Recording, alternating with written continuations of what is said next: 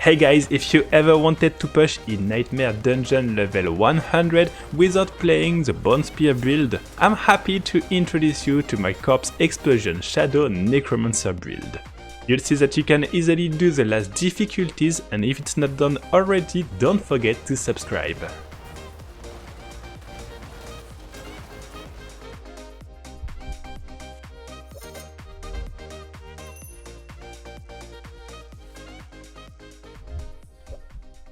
For the skills, you'll be playing the tendrils in order to pack enemies, Corpse Explosion as our main DPS skill, Bone Storm for the ultimate, and Blood Mist for the damage and invulnerable.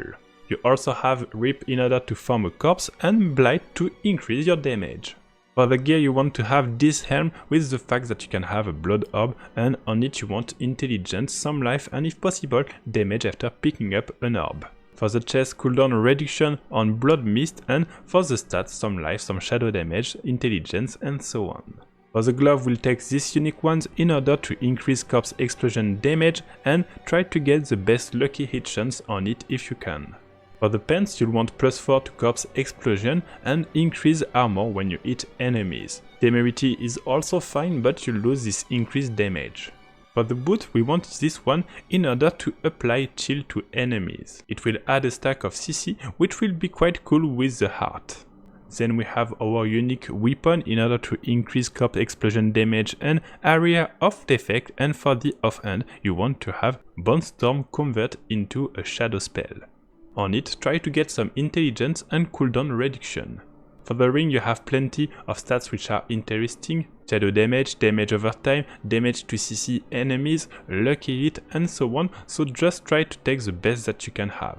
For the power, you want Blood Mist converted to a shadow spell, and this one increasing the damage of Shadow Blight. Lastly, for the last aspect, increase damage after stacking Shadow Blight 10 times. For the amulet, you can either go for increase in skills or passive, or you can simply go for stats, for example, intelligence or increased damage. To finish about the stuff, this is my current stats. I forgot to mention that you don't want to have any CC damage or CC chance, so make sure to not build around critical chance because it doesn't work with damage over time. For the gems, you'll want rubies for the life, increased damage over time for the weapon, and for the heart, first one triggering the corpse. Then you have the aura Decrepify, and the last one increasing damage over time in function of the CC effects on enemies. You can also take the heart stacking damage if you prefer, but in that case you need to remove these boots. For the Book of the Dead, you want to have increased shadow damage for the warrior, for the mages increased vulnerable damage, and for the golem increased life.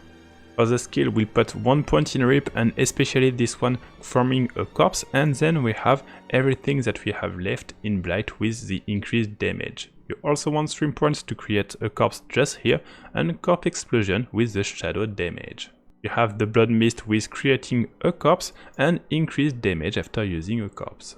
Then you have increased damage to close target, increased damage to curse target, and Decrepify with the cooldown reduction. It's very important to have it, and some lucky hit will help you to reduce the cooldown of Blood Mist. Then you can take all the shadow passive, vulnerable here, and 1 point if you want to have a bit of fortify. It's not mandatory, but you can put 1 point here. Lastly, sacrifice passive and the Bone Storm, just put 1 point here, we don't need this critical strike chance, and of course the K passive Shadow Blight. For the Parangon, first you get crowd control damage, and you can also get this one if you want to have additional life. Then we have our passive to increase our shadow over time effect, and we have this glyph just here increasing damage to close enemies. We go on the right, we have this passive to increase damage after consuming corpse, and this glyph increasing shadow damage. Just below you have this glyph increasing damage while healthy, and we won't be using this node. We go on the right, we have this node that we won't be using too, and this glyph increasing damage to vulnerable enemies. Lastly, the last board and the last glyph, we won't be using this one, and we want increased damage, shadow damage over time. So I put you several gameplay, and the idea is to use the combo with the Blood Mist. You just have to go in the creeps and use the Blood Mist in order to pack enemies with the tendrils. After that, use Blight in order to kill them and reduce the cooldown of your Blood Mist. if you need, of course you have your Bone Storm in order to increase your global damage.